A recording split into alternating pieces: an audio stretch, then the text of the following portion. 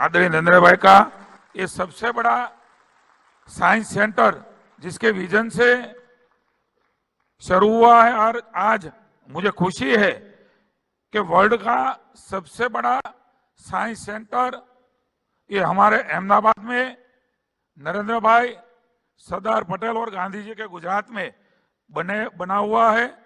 फिर से एक बार आप सबका स्वागत करता हूं और पूरे 2 दिन में ये जो हमारा कॉन्क्लेव है पूरे भारत में पहली बार गुजरात में ये होने जा रहा है। आदरणीय नरेंद्र भाई मोदी जी, आदरणीय जितेंद्र सिंह जी, मैं भूपेंद्र भाई पटेल माननीय मुख्यमंत्री की ओर से धन्यवाद करता हूं कि हमको ये मौका गुजरात चुना गया। धन्यवाद पुनः आदरणीय नरेंद्र भाई मोदी सिंह और आप सबका गुजरात सरकार की ओर से स्वागत करता हूं। धन्यवाद। भारत माता की जय।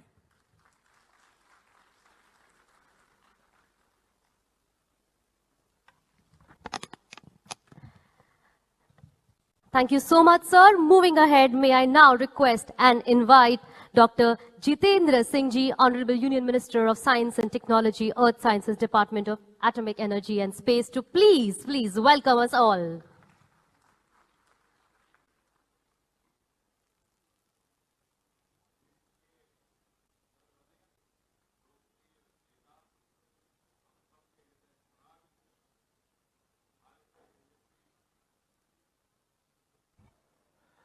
विश्व के सर्वाधिक लोकप्रिय नेता, हम सबके हृदय सम्राट, भारत के तेजस्वी प्रधानमंत्री परम आदरणीय श्री नरेंद्र मोदी जी, मुख्यमंत्री गुजरात भूपेंद्र भाई पटेल जी, गुजरात सरकार में विज्ञान एवं प्रौद्योगिकीकरण मंत्री जीतू भाई बघानी ji, principal scientific adviser to government of India professor Ashok Sood, doctor Bhatkar, secretary science and technology Bharat सरकार डॉक्टर एस चंद्रशेखर, गुजरात सरकार में मुख्य सचिव पंकज कुमार जी, भिन्न भिन्न राज्यों एवं केंद्र शासित प्रदेशों से पधारे हुए मंत्री महोदय, अधिकारीगण, लेडीज एंड जेंटलमैन, सबसे पहले तो मुझे तहे दिल से और हृदय की गहराइयों से आभार प्रकट करना है आदरणीय प्रधानमंत्री जी का। अपने बहुमूल्य समय में से कुछ एक क्षण निकाल करके उन्होंने इस 2 दिवसीय सम्मेलन का उद्घाटन कर हम सब का हौसला बढ़ाया है। हम सब जानते हैं प्रधानमंत्री जी ने निरंतर विज्ञान, नवाचार, इनोवेशन को सर्वोच्च प्राथमिकता दी है और उसका नतीजा ये है कि आज हिंदुस्तान के घर घर में टेक्नोलॉजी प्रवेश कर चुकी है। और ये इसलिए संभव हुआ प्रधानमंत्री जी कि आपने अनेकों ऐसे ऐतिहासिक निर्णय लिए जिनको लेने का शायद पिछली सरकारों में साहस ना था। ये आप ही के कार्यकाल में संभव हुआ कि अंतरिक्ष विभाग पब्लिक प्राइवेट पार्टिसिपेशन के लिए खोल दिया गया। आज वो गगनयान की तैयारी कर रहे हैं। ये आप ही के कार्यकाल में संभव हुआ कि परमाणु ऊर्जा विभाग जॉइंट वेंचर्स की अनुमति प्राप्त कर नए संस्थान खोलने में लग गया। ये आप ही के कार्यकाल में संभव हुआ कि बायोटेक्नोलॉजी विभाग ने दुनिया का सबसे पहला डीएनए वैक्सीन इजाद करके विश्व भर को उपलब्ध करवाया। ये आप ही के कार्यकाल में संभव हुआ कि पृथ्वी विज्ञान मंत्रालय ने डीप ओशन मिशन प्रारंभ करके भारत के 7,500 किलोमीटर लंबे समुद्र तट के साथ बसे सागर के भीतर की अपार संपत्ति को खोजने का काम शुरू किया।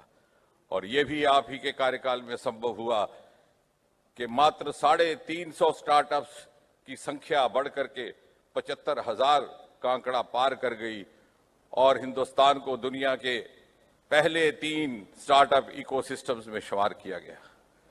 और आज भी यह आप ही की प्रेरणा से इस प्रकार की कॉन्फ्रेंसेस, इस प्रकार के सम्मेलन का आयोजन किया जा रहा है। इस 2 दिवसीय सम्मेलन अपने में अनोखा केवल इसलिए नहीं कि इसमें प्रत्येक राज्य और केंद्र शासित प्रदेश का प्रतिनिधित्व है, बल्कि इसलिए भी कि इसको एक अलग स्वरूप देने का प्रयास है। अलग अलग सत्र, थीम बेस्ड सेशंस होंगे। भारत एक बहुमुखी देश है, प्रत्येक राज्य की परिस्थिति अलग, प्रत्येक राज्य की जरूरत भी अलग। किस राज्य में किस टेक्नोलॉजी का उपयुक्तता से प्रयोग हो सकता है, उसको लेकर के केंद्र और प्रदेश मिल बैठ करके मंथन करें। एक इंटेग्रेटेड अप्रोच से, साइलोज से बाहर निकल करके एक नई कार्यशैली का पालन करते हुए ऐसा करने का प्रयास किया जाएगा। और फिर इसी अनुभव को लेकर के आने वाले सालों में बारी बारी से भिन्न भिन्न राज्यों में इस प्रकार के सम्मेलन आयोजित करने का प्रयास रहेगा। साथ ही साथ इस सम्मेलन से जो निष्कर्ष अथवा कंक्लूजन्स निकलेंगे, उनके आधार पर यदि आवश्यकता हुई तो छोटी छोटी ज्वाइंट कमेटीज, वर्किंग कमेटीज अथवा टोलियां, समितियां फॉलोअप के लिए भी गठित की जा सकती हैं। और इसके अतिरिक्त आप ही के द्वारा अमृतकाल के आह्वान को मद्देनजर रखते हुए प्रत्येक प्रदेश में युवा वैज्ञानिक, युवा प्रतिभाओं को कैसे बढ़ावा दिया जा सके, इसको लेकर भी केंद्र और प्रदेश मिल बैठ करके योजना बनाएंगे, विचार करेंगे, ताकि अगले 25 वर्ष ये युवा अपनी पूरी ऊर्जा के साथ देश की सेवा को समर्पित हो सके और 2047 के भारत के निर्माण में, आपके सपनों के शताब्दी भारत के निर्माण में अपनी भूमिका अनुकूलता के साथ निभा सके। मुझे और कुछ नहीं कहना, हम सब मुंतजर हैं आपके संबोधन के लिए। एक बार पुनः बहुत बहुत धन्यवाद, बहुत बहुत शुक्रिया।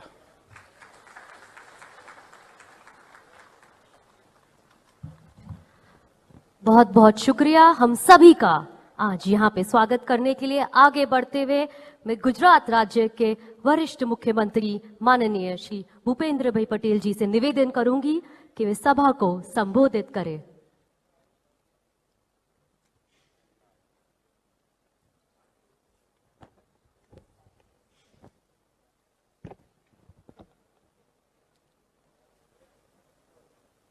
गुजरात राज्य के आर्थिक पाटनगर अहमदाबाद में आयोजित सेंटर स्टेट साइंस कॉन्क्लेव में हमारे बीच वर्चुअली माध्यम से उपस्थित आत्मनिर्भर भारत के प्रणेता एवं देश के जनप्रिय तपस्वी प्रधानमंत्री श्री नरेंद्र भाई मोदी साहब, केंद्रीय साइंस एवं टेक्नोलॉजी मंत्री श्री जितेंद्र सिंह जी, गुजरात राज्य के साइंस टेक्नोलॉजी एवं शिक्षा मंत्री श्री जीतूभाई वाघाणी जी, नीति आयोग के सदस्य श्री वी.के. सारस्वत जी, भारत सरकार के principal scientific adviser Shri doctor A K. Sood ji, Bharat सरकार के साइंस टेक्नोलॉजी सचिव श्री डॉक्टर चंद्रशेखर, गुजरात राज्य के मुख्य सचिव श्री पंकज कुमार, सब अधिकारीगण, प्रेस मीडिया के उपस्थित सब अतिथिगण, प्रेस मीडिया जगत के सब मित्र,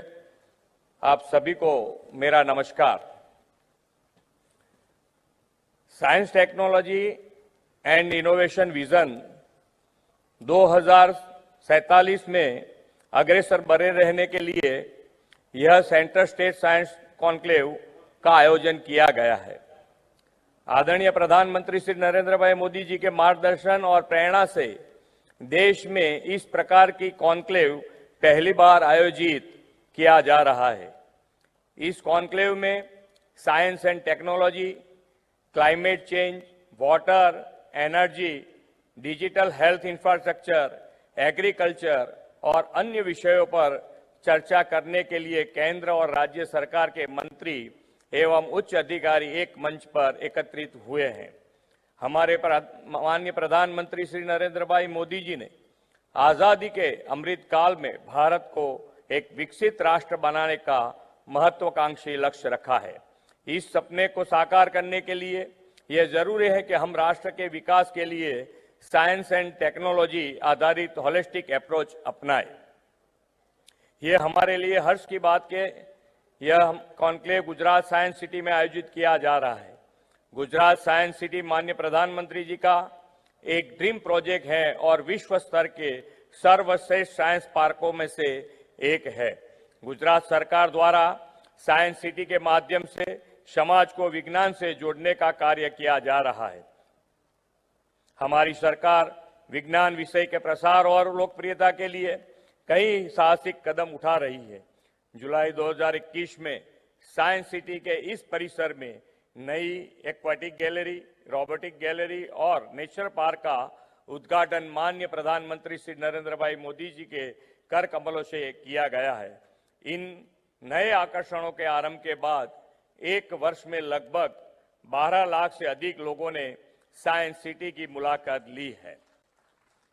माननीय प्रधानमंत्री जी के विजन को साकार करने के लिए राज्य में साइंस एंड टेक्नोलॉजी को बढ़ावा देने के लिए गुजरात सरकार भारी निवेश कर रही है। माननीय प्रधानमंत्री जी के इस ड्रीम प्रोजेक्ट साइंस सिटी में लगातार नई नई एक्टिविटीज और आकर्षणों को हम जोड़ रहे हैं। साइंस सिटी में एस्ट्रोनॉमी और स्पेस साइंस गैलरी तथा human and biological science gallery सहित नई गैलरियों का विकसित कर रहे हैं। विज्ञान की लोकप्रियता और जनसंचार केवल अब अहमदाबाद के इस साइंस सिटी तक सीमित नहीं है।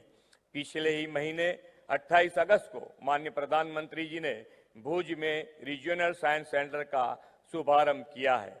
यह सेंटर इस सीमा के क्षेत्र के विद्यार्थी, शिक्षकों और आम जनता को विज्ञान के प्रति जागरूक बनाएगा। इसके अलावा राजकोट और भावनगर में भी रीजनल साइंस सेंटर तैयार किया जा रहा है। आदरणीय प्रधानमंत्री श्री नरेंद्र भाई मोदी की प्रेरणा से गुजरात पॉलिसी ड्रिवन स्टेट के रूप में उभरा है। हमने IT and ITs policy, semiconductor policy, biotechnological policy, drone policy जैसी पहल भी की है। हमने यूनिवर्सिटी ऑफ एडबर्न के साथ मिलकर गुजरात बायोटेक्नोलॉजी यूनिवर्सिटी की स्थापना की है। Gujarat biotechnological research centre biotechnology और बायो इंफॉर्मेशन क्षेत्र में भी रिसर्च एंड डेवलपमेंट में सराहनीय कार्य कर रहा है। सिस्मिक साइंस पर सबसे उन्नत एडवांस रिसर्च करने के लिए राज्य सरकार द्वारा इंस्टीट्यूट ऑफ सिस्मोलॉजिकल रिसर्च की भी स्थापना की गई है।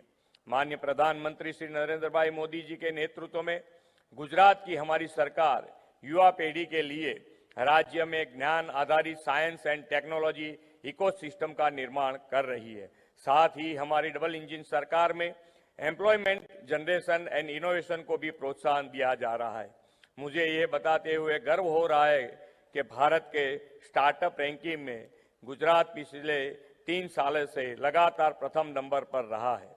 Gujarat science and technology sector में देश का रोल मॉडल बनने कृत संकल्प है। फिर एक बार आप सभी का गुजरात में स्वागत करते हुए आशा करता हूं यह कॉन्क्लेव राज्य और राष्ट्र के सर्वांगी विकास के लिए हमें प्रेरित करेगा। धन्यवाद। भारत माता की जय। वंदे मातरम। जय जय गरवी गुजरात।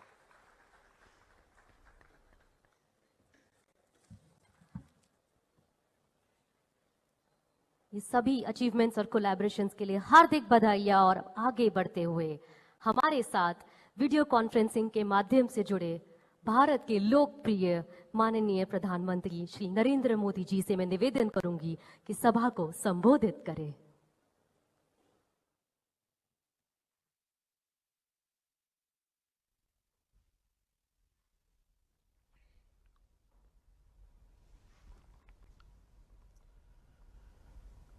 गुजरात के लोकप्रिय मुख्यमंत्री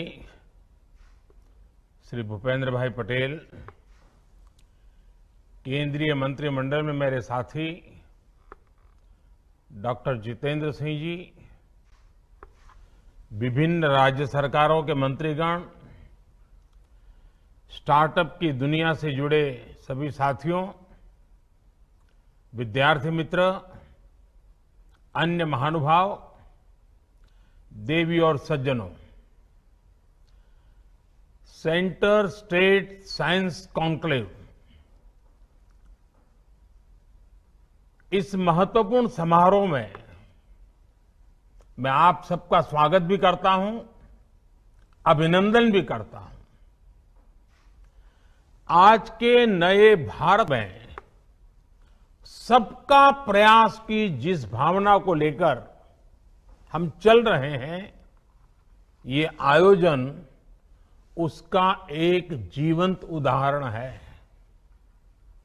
साथियों, 21वीं सदी के भारत के विकास में विज्ञान उस ऊर्जा की तरह है जिसमें हर क्षेत्र के विकास को, हर राज्य के विकास को बहुत गति देने का सामर्थ्य है। आज जब भारत चौथी औद्योगिक क्रांति का नेतृत्व करने की तरफ बढ़ रहा है, तो उसमें भारत की साइंस और इस क्षेत्र से जुड़े लोगों की भूमिका बहुत अहम है। ऐसे में नीति निर्माताओं का, शासन प्रशासन से जुड़े हम लोगों का दायित्व और बढ़ जाता है। मुझे उम्मीद है अहमदाबाद की साइंस सिटी में हो रहा ये मंथन आपको एक नई प्रेरणा देगा, साइंस को प्रोत्साहित करने के उत्साह से भर देगा। साथियों, हमारे शास्त्रों में कहा गया है, ज्ञानम विज्ञान सहितम यद ज्ञात्वा मोक्ष से अशुभात। अर्थात ज्ञान जब विज्ञान के साथ जुड़ता है, जब ज्ञान और विज्ञान से हमारा परिचय होता है, तो संसार की सभी समस्याओं और संकटों से मुक्ति का रास्ता अपने आप खुल जाता है। समाधान का, सॉल्यूशन का, इवोल्यूशन का और इनोवेशन का आधार विज्ञान ही है। इसी प्रेरणा से आज का नया भारत जय जवान, जय किसान, जय विज्ञान के साथ ही जय अनुसंधान का आह्वान करते हुए आगे बढ़ रहा है। साथियों, बीते समय का एक अहम पक्ष है जिसकी ओर मैं आपका ध्यान दिलाना चाहता हूं। इतिहास की वो सीख केंद्र और राज्य दोनों के लिए भविष्य का मार्ग बनाने में बहुत सहायक होगी। अगर हम पिछली शताब्दी के शुरुआती दशकों को याद करें तो पाते हैं कि दुनिया में किस तरह तबाही और त्रासदी का दौर चल रहा था। लेकिन उस दौर में भी बात चाहे ईस्ट की हो या वेस्ट की, हर जगह के साइंटिस्ट अपनी महान खोज में लगे हुए थे। पश्चिम में Einstein, Fermi, max Planck, Nils bore, Tesla, ऐसे अनेक साइंटिस्ट अपने प्रयोगों से दुनिया को चौंका रहे थे।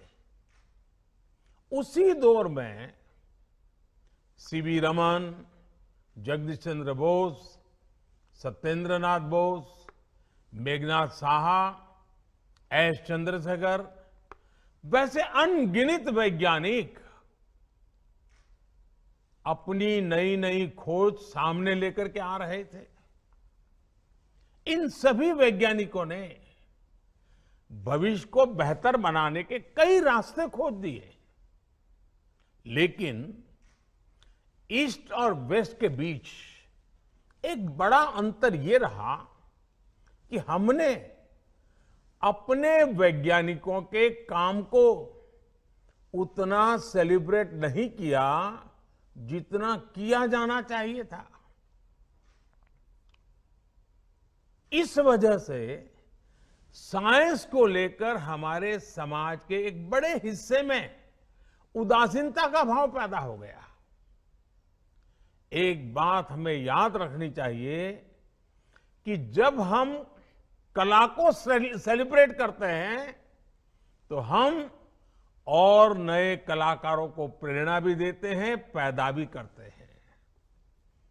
जब हम खेल को सेलिब्रेट करते हैं तो हम और नए खिलाड़ियों को प्रेरित भी करते हैं, पैदा भी करते हैं। उसी तरह जब हम अपने वैज्ञानिकों की उपलब्धियों को सेलिब्रेट करते हैं तो साइंस हमारे समाज का स्वाभाविक हिस्सा बन जाती है, वो पार्ट ऑफ कल्चर बन जाती है। इसलिए आज सबसे पहला आग्रह मेरा यही है, आप सभी राज्यों से आए हुए लोग हैं, मैं आपसे आग्रह करता हूं कि हम अपने देश के वैज्ञानिकों की उपलब्धियों को जम करके सेलिब्रेट करें, उनका गौरवगान करें, उनका महिमा मंडन करें। कदम कदम पर हमारे देश के वैज्ञानिक हमें अपनी खोज के तरह इसका अवसर भी दे रहे हैं। आप सोचिए, आज भारत अगर कोरोना की वैक्सीन विकसित कर सका है, 200 करोड़ से ज्यादा वैक्सीन डोज लगा सका है, तो उसके पीछे हमारे वैज्ञानिकों की कितनी बड़ी ताकत है। ऐसे ही आज हर क्षेत्र में भारत के वैज्ञानिक कमाल कर रहे हैं।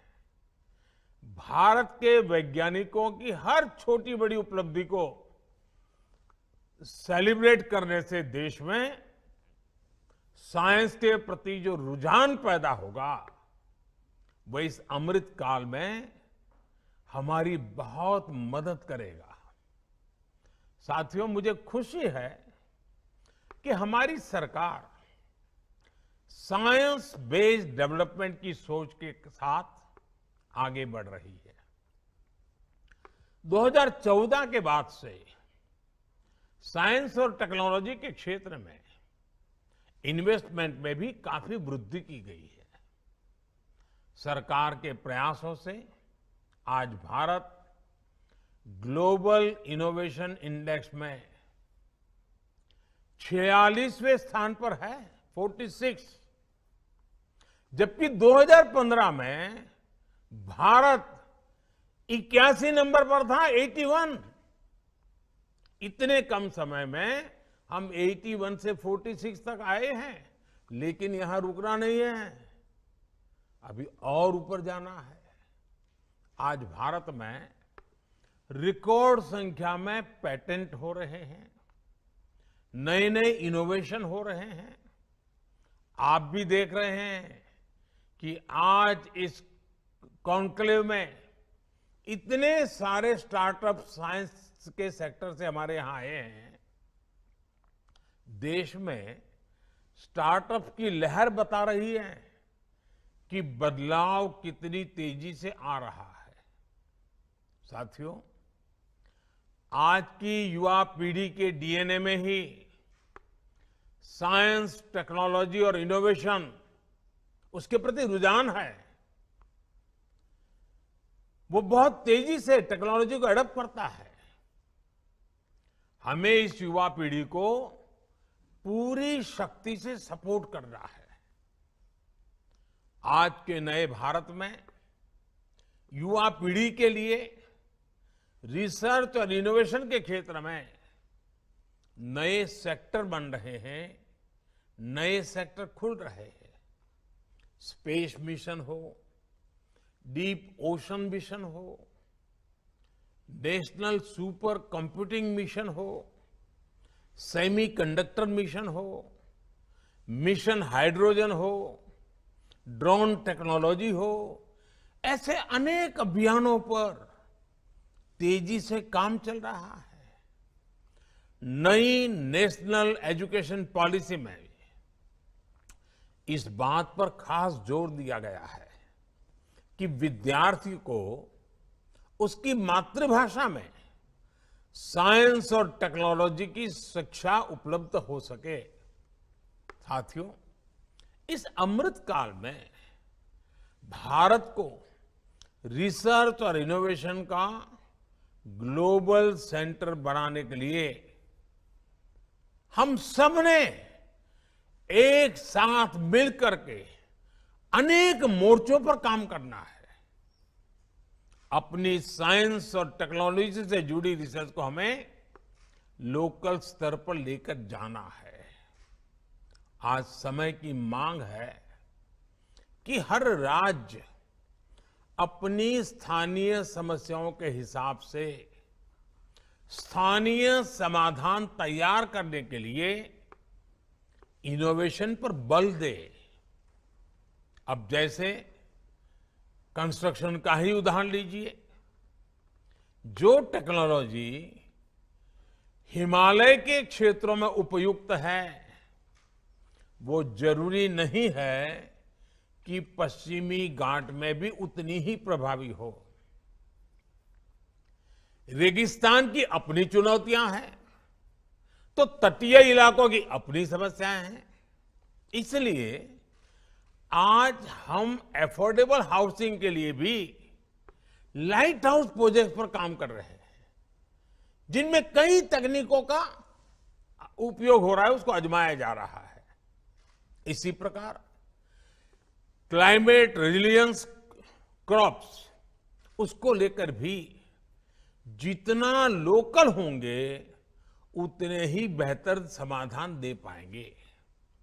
हमारे शहरों से निकलने वाला जो वेस्ट प्रोडक्ट है, उसकी रिसाइकलिंग में, सर्कुलर इकोनॉमी में भी साइंस की बड़ी भूमिका है।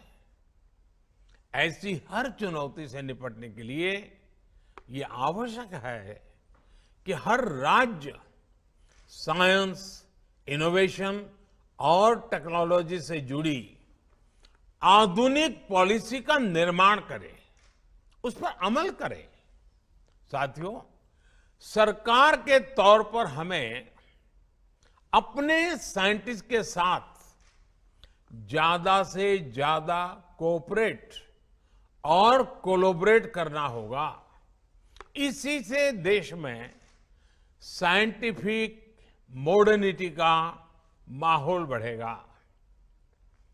इनोवेशन को प्रोत्साहित करने के लिए राज्य सरकारों को ज्यादा से ज्यादा वैज्ञानिक संस्थानों के निर्माण पर और प्रक्रियाओं को सरल करने पर बल देना चाहिए।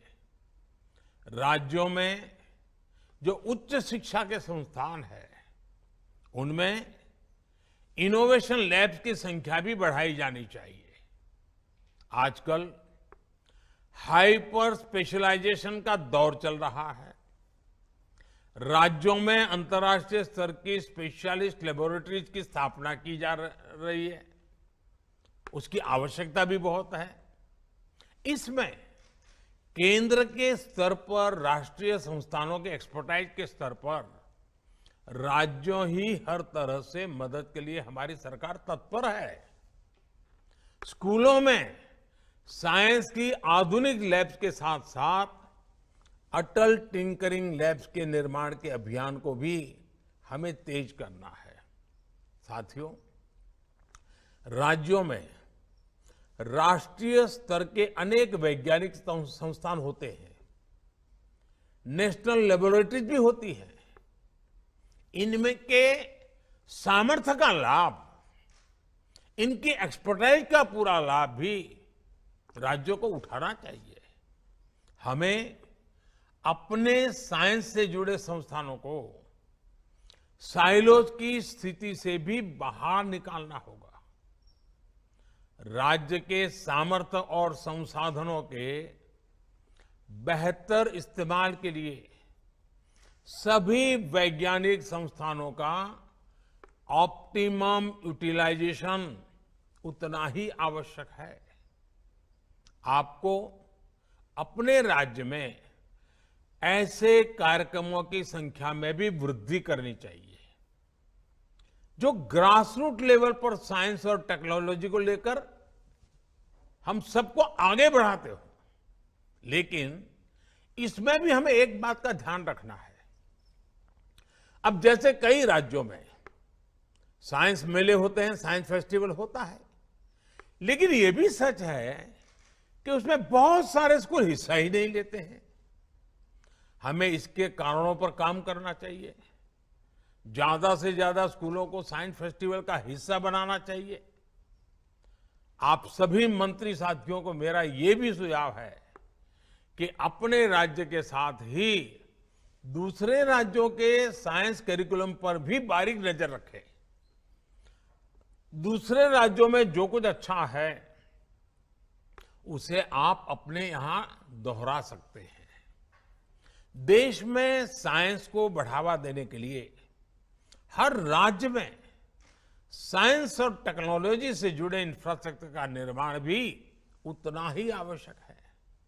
साथियों, भारत का रिसर्च और इनोवेशन इकोसिस्टम दुनिया में श्रेष्ठ हो, अमृत काल में हमें इसके लिए पूरी ईमानदारी के साथ जुटना है। इस दिशा में ये कॉन्क्लेव सार्थक और समयबद्ध समाधानों के साथ सामने आएगी। इसी शुभकामना के साथ आप सभी का बहुत बहुत अभिनंदन करता हूं और मुझे विश्वास है कि आपके इस मंथन से विज्ञान की गति प्रगति में नए आयाम जुड़ेंगे, नए संकल्प जुड़ेंगे और हम सब मिलकर के आने वाले दिनों में जो हमारे सामने अवसर है उस अवसर को गंवाने नहीं देंगे। किसी भी हालत में अवसर जाना नहीं चाहिए। बड़े मूल्यवान 25 साल हमारे पास है। ये 25 साल हैं जो विश्व में भारत की एक नई पहचान, नई ताकत, नया सामर्थ्य के साथ भारत को खड़ा कर देगा। और इसलिए साथियों, आपका ये समय सच्चे अर्थ में आपके राज्य के विज्ञान और टेक्नोलॉजी के क्षेत्र में बल देने वाला बनना चाहिए। मुझे विश्वास है आप इस मंथन से वो अमृत निकाल के जाएंगे, जो अमृत आपके अपने अपने राज्य में अनेक नए अनुसंधानों के साथ देश की प्रगति में जुड़ेगा। बहुत बहुत शुभकामनाएं, बहुत बहुत धन्यवाद।